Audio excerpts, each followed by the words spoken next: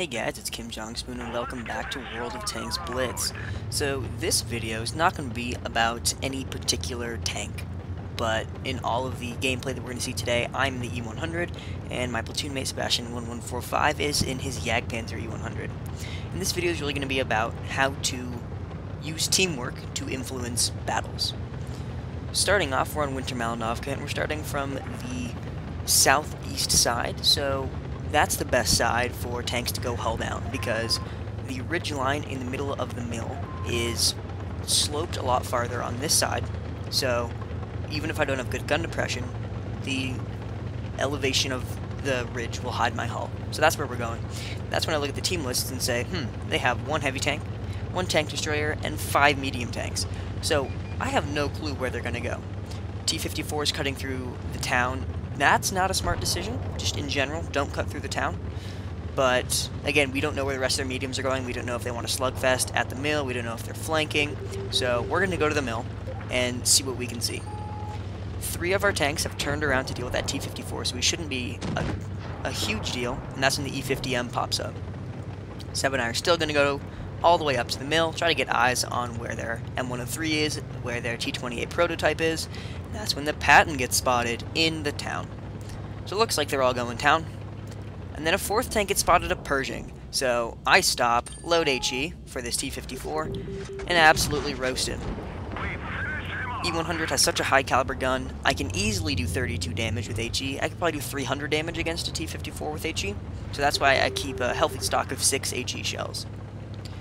So Seb and I are communicating on Skype, and we are talking to each other and saying, alright, let's go back and deal with all these mediums, because this is still a tied game, 2-2. We don't want to lose this. We have 2 tier 8s fending off 2 tier 10s, a tier 9, and a tier 8, so it's really imperative that we get back and use our alpha to destroy these guys. If you look on the mini-map, Seb is the orangish triangle, because we are in a platoon. And the M103 comes around the corner, not really paying attention, and takes 563 damage to the side, and that's when Seb absolutely destroys him. So we were communicating, calling out targets, saying, alright, M103 is the next target, we have enough combined alpha to destroy him. I call out Pershing, because I have the faster reload, and I destroy him. So then Seb calls out T-62A, he's going to be our next priority target. He takes 898 damage. That's a pretty high roll for the Jagdpanther E100, but he gets out of there, so I'm not going to go chasing him if I have a new target. We're going to switch to E50M. I come around, see his rear, and put a huge shell, 593 damage. That was a pretty low roll. But I bounce his return shot. Takes 850 from Seb, and so he's going to be our next target. He's backing up, and I have the alpha, so I call out, I got E50. Seb's already turned around. I had already called out the E50, so Seb was already turned around. T-62A comes YOLOing around the corner and gets absolutely shut down. So when I called out, I have E50, Seb trusted me to say, alright, you have E50, don't screw this up. And so he pre-turned because these tanks do have slow traverse speeds. So communicating like that is really key to making sure that you're ready for the next attack or the next counter-strike. And so the T-28 prototype, where's he been? He's been flanking. So T-28 prototype, last one left, looks like he's kind of AFK. I put one in, and Seb gets the kill. 3 kills apiece. Only the Ferdinand got another kill from our team. So let's take a look at the post-game stats for that one. Because we communicated, neither of us took a single point of damage. I took 1 hit in total. Seb took 2. And none of them penetrated, because we called out our targets and destroyed them before they had a chance to take shots at us. I got 2,700, Seb got 4,000 damage. I got a 3rd class, I'm assuming Seb probably got a 2nd class, and so let's jump straight into the next gameplay. This one is on Falls Creek, and this is, in my opinion, the only acceptable map to go cap on. Capping on this map is an interesting tactic. If you do it right, you can fast cap easily. So we have an IS-8 and a Conqueror, who, despite our best efforts, have stayed at the bridge and are going to face the entire brunt of the enemy team and get destroyed almost instantly. And they're going to be talking about it in chat, at least the Conqueror is. But just watch how Seb and I communicate and call out targets to destroy them. Now, usually target prioritization would say that you kill low health tanks and tanks that are firing at you. This was a special case, and we'll find out why after we just destroy this Panther. 2 real quick. 1 hit, 2 hit. There's 751 damage. Seb comes rolling around the corner. One more hit, and Seb destroys him. So that's Seb's first kill. Keep an eye out on that orange triangle on the minimap and see what he's up to, because this gameplay is about Seb, not me. Unfortunately, he was not recording at this time, so all we have is my view of things. But keep an eye out on that orange triangle. It's not E100 gameplay unless your shell bounces off something, so that one gets eaten by the IS-8's side skirt spaced armor.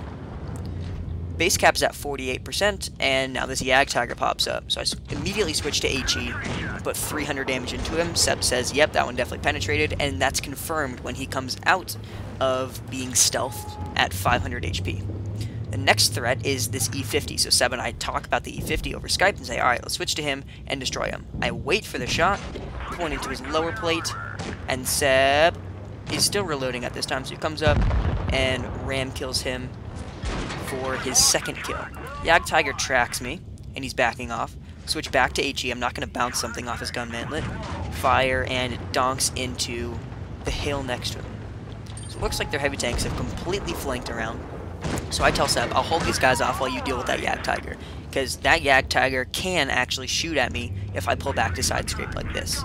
I've got heat shells loaded because it's an E100. We bury one in the lower plate of the T110E5. That huge, booming shell noise was Sebastian firing again at the Yag Tiger. Unfortunately, that one missed in the background. IS-8 put one into his turret. Their Yag Tigers destroyed our Lao, and Seb has come off of cap to deal with these guys. It's apparent now that we will not cap to win this game, so while I'm putting pressure on it, Sebastian 1145 is going to destroy the enemy tanks that are putting pressure on me. And I've single-handedly held off this entire side. All these enemy tanks, 2 tier 9s and 1 tier 10, have been stopped in their tracks because I am side-scraping off this corner. Seb destroys the Yag Tiger for his 4th kill, and this is where he's saying, I'm going for Raseiniai. So what I should have done, or what I would usually do, is kill that M103. But no, Seb's going for Raseiniai. So I bury one into the IS-8, and now every single tank left is a one-shot for Sebastian 1145. He's going for the M103. I'm pushing him forward so Seb can take the kill. And I saw that the IS-8 was about to circle me, so I bury a heat shell into his tracks. That was risky. Sebastian 1145 reverse ram kills the T110E5, and the cap's at 93. Seb's on 6 kills. One more for Raseiniai. 97, 98, and he ammo racks the IS-8 to finish the game with 7 kills while I'm on 71 HP. So let's take a look at those post-game stats really quick. Now, that game would have been won anyways, but Sebastian 1145 secured a Raseiniai medal in his tier 10 because of our communication. 4,000 damage apiece, just under 9,000 damage total. Got a lucky medal. Sorry, I got a Spartan medal. Lucky medal, so a little bit different. We both got over 1,000 XP. Sebastian 1145 netted 1,422 base XP because of his 7 kills, and he didn't get a whole lot more damage than I did, but the 7 kills definitely helped with that one. So, in conclusion, teamwork is key to securing wins in a lot of games. If you're platooning, I highly recommend talking to each other over Skype or TeamSpeak, because calling SOS usually just gets drowned out by all the other chat messages. And this verbal communication allowed us to call out targets without having to stop and type. And you saw with that M103, he got absolutely destroyed because we called him out, and if I had fired and Seb hadn't, and Seb had fired at something else, then the M103 would still be alive to take shots at us. So we're taking guns out of the game as quickly as possible. A 1 HP M103 can still do as much damage per shot as a full health M103. So target prioritization and calling out targets, focusing fire is what this video is all about. Thank you guys so much for watching. If you like this video, leave a thumbs up down below, and stay tuned for more awesome tank videos. Thanks.